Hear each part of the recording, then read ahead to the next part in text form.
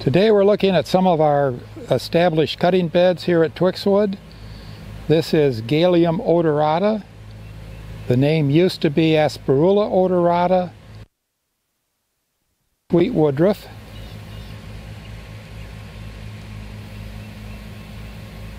And it is a herbaceous perennial, so it dies down to the ground in the winter, and now it's starting to come up in the spring. We'll have a very nice little white bloom in about another month. And it's quite a nice little, has a nice texture to it. It's not an evergreen because it just turns completely brown and dies down to the ground. This is what it looks like this time of the year. It's a very, very nice shade ground cover. Behind me, over here, if we can get a close-up of it, we have Polygonatum variegata odorata, also known as variegated salmon seal. And it is again a herbaceous perennial. It will get almost 2 feet tall, and it is just coming up in the spring. So this is how we grow these plants. The sweet woodruff is propagated from cuttings this time of year. The thing with the sweet woodruff, it is very, very much a cool weather grower. So it looks really good in the fall, and in August it looks absolutely terrible. And the important thing to note, if you are a landscaper or a homeowner, is never ever trim your sweet woodruff when it looks ugly in August, because it will kill it if you cut it back to the ground. Normal plants, when they look ugly, you trim them and they flush out new growth. Sweet woodruff is very sensitive to heat. It doesn't like heat, and so it does poorly there. What we're looking at here is podophyllum. I'll look up the name next time so I get it pronounced correctly. Common name is mayapple. It's a native woodland plant, grows in the shade, and it is there again a herbaceous perennial to the ground. It's actually a spring ephemeral. When it gets hot in July, it completely disappears. Otherwise, it's a real nice plant this time of year. We have quite a bit of it if anybody wants it. Or more precisely, we can custom grow it. We do not carry it in stock. Behind me is ostrich fern, and we are not getting the Latin pronunciation because it's about 8 syllables. I haven't learned how to pronounce it. I'll have to practice in front of a mirror next time. But ostrich fern is one of the better ferns. It spreads like mad with underground rice. It gets about 3 or 4 feet tall, invades everything. If we can get it into telephoto, you can see the small fiddleheads up, the fiddlenecks coming up in the background. There will be small amounts of them coming up. It is just now what you're looking at in brown is the winter,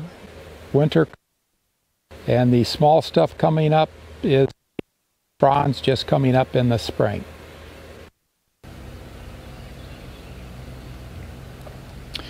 What we're looking at here is a 30-year-old patch of Vinca minor boles. This was a British development, an improvement over the normal wild Vinca minor, and in England it is called the Lagrave, but we call it boles.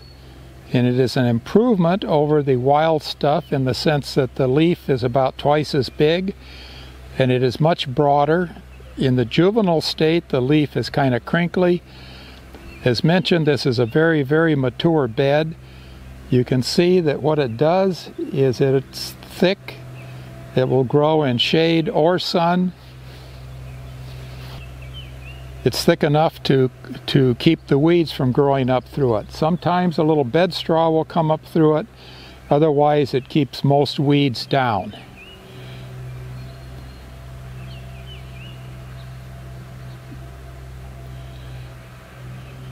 This is what it looks like in the early spring. It has a lot of blooms, a larger bloom than you can see. If you look in the background, you'll see that it blooms at the same time as Magnolia solangiana and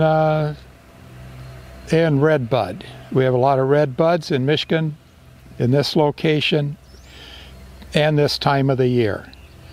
And so we do a lot of the Vinca minor bulls. We also sell the Darts Blue variety, which was developed over in Darts Heisen Nursery in Holland, and we cannot tell it apart. Dart Heisen said that their version, the Darts Blue, is improved. I'm sure it is. It just, we can't tell them apart when we look at them. We very carefully keep them separated. What we have here is Thorndale ivy, developed in Chicago. It's very hardy. Latin name is Heterohelix Thorndale. You can tell it's different from the English ivy, and the English ivy has very pointy leaves.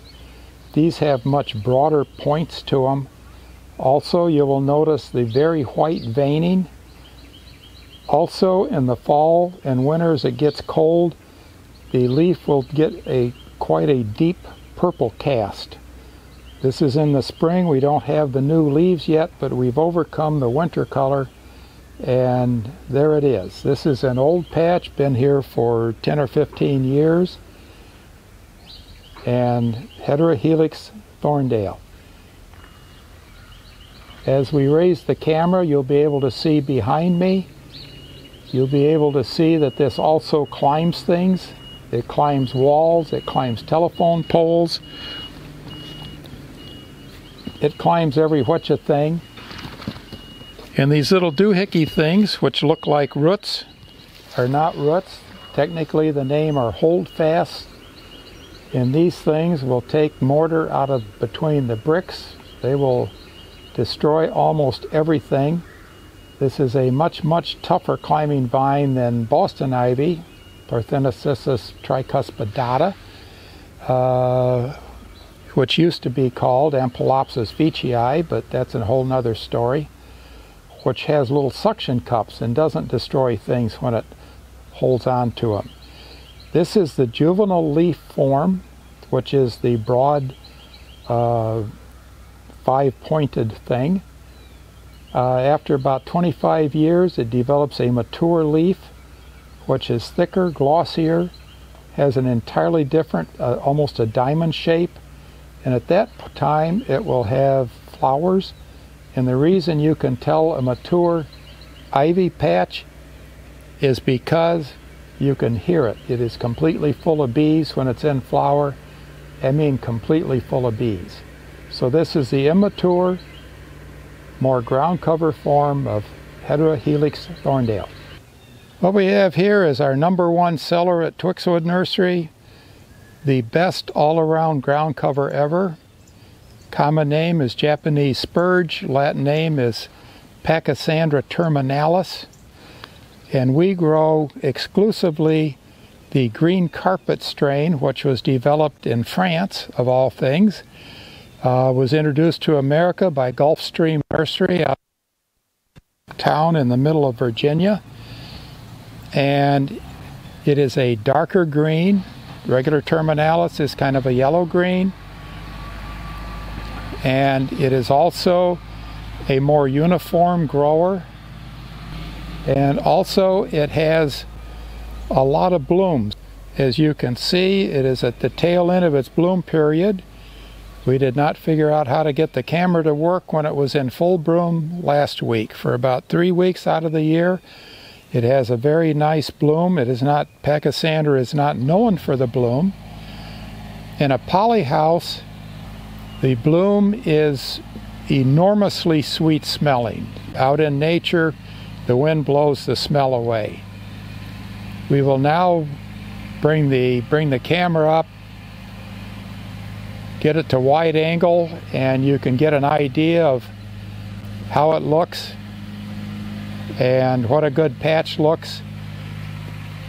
Here again, your Pachysandra is nearly completely crowds out any weeds. A few weeds will come up through it, but not very many.